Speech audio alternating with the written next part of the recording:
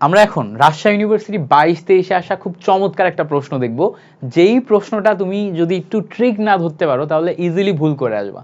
এবং অনেকে এটা ভুল করে কারণ ট্রিকটাই ধরতে পারে না যে আসলে কেমনে এই জায়গা থেকে বের করবে। দেখো প্রশ্নটা বলছে, সম আয়তনের পাত্রে মানে আয়তন যখন সমান থাকবে তখন কোন গ্যাসটির চাপ সর্বনিম্ন, অর্থাৎ প্রত্যেকটা গ্যাসের জন্য আমাদের আয়তন সমান, এবার কোনটির জন্য চাপ আমাদের সর্বনিম্ন হবে সেটা বের করা লাগবে। তো এখানে ভালো করে খেয়াল করো, আমরা যদি আদর্শ গ্যাস সমীকরণ নিই তাহলে PV ইকুয়ালস টু nRT আসে, তাই না? এখানে আমাদের সম আয়তন বলছে, তার মানে আমরা V কে কনস্ট্যান্ট ধরতে পারি।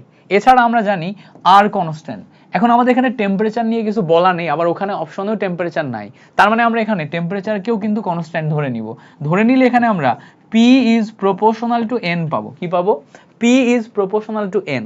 তার মানে আমাদের চাপের সাথে মোল সংখ্যার সম্পর্ক হবে সমানুপাতিক। এখন আমার এখানে যেই গ্যাসগুলো আছে সেই গ্যাসগুলো বের করা লাগবে। তো মোল সংখ্যার সম্পর্ক সমানুপাতিক মানে কি ভাইয়া? মানে হচ্ছে যার মোল সংখ্যা বেশি হবে তার চাপ বেশি হবে, যার মোল সংখ্যা কম হবে তার চাপও কম হবে। এইভাবে জিনিসটা ওয়ার্কআউট করে। যার মোল সংখ্যা বেশি হবে তার চাপ বেশি হবে, যার মোল সংখ্যা কম হবে তার চাপও কম হবে। এইভাবে জিনিসটা ওয়ার্কআউট করে। সো আমরা একটু দেখার চেষ্টা করি এখানে আসলে মোল সংখ্যা কার বেশি। যেমন দেখো, আমরা ক্লোরিনের জন্য আণবিক ভর জানি হচ্ছে 71 গ্রাম। তো 71কে 71 দিয়ে ভাগ করলে এখানে তোমার 1 মোল আসে।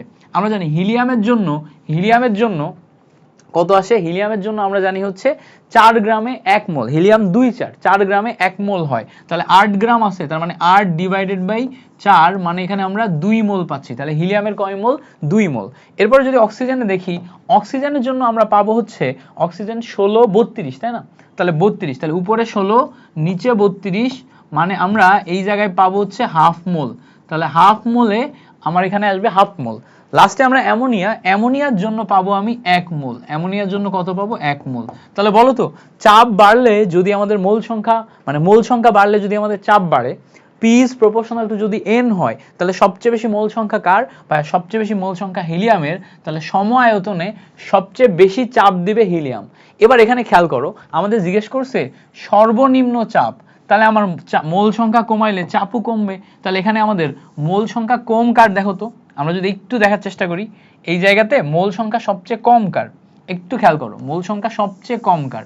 ভাইয়া খেয়াল করো, এখানে 2 মোল ছিল, আর সবচেয়ে কম মোল ছিল হাফ মোল, যেটা অক্সিজেনের। তাহলে মোল সংখ্যা সবচেয়ে কম হচ্ছে অক্সিজেন। তাহলে যেহেতু সর্বনিম্ন বলছে, তাহলে সবচেয়ে কম মোল সংখ্যা যেটা, ওটাই সবচেয়ে কম চাপ দিবে, অর্থাৎ সি নাম্বার 16 গ্রাম অক্সিজেন হচ্ছে আমাদের কারেক্ট অ্যান্সার। বুঝতে পারছো?